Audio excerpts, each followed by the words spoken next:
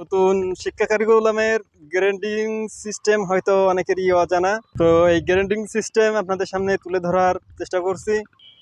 Letter grade A+ 80 থেকে 100 পর্যন্ত যাদের নাম্বার থাকবে তারা হলো A+। এদের গ্রেড পয়েন্ট থাকবে 5, এদের অনন্য হিসাবে বিবেচনা করা হবে। লেটার গ্রেড A, এদের নাম্বার থাকা লাগবে 70 থেকে 79। এ সকল ছাত্রছাত্রীর গ্রেড পয়েন্ট হবে 4, এদের অর্জনমুখ হিসাবে বিবেচনা করা হবে। লেটার গ্রেড A-, এদের নাম্বার থাকবে হলো 60 থেকে 69, এদের গ্রেড পয়েন্ট হবে 3.5, এদের অগ্রগামী হিসাবে গণ্য করা হবে।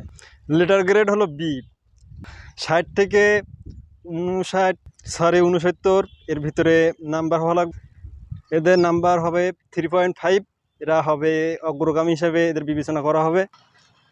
লেটার গ্রেড হলো B, এদের 50 থেকে 59 পর্যন্ত নাম্বার যাদের থাকবে তাদের B হিসাবে তুলে ধরা হবে।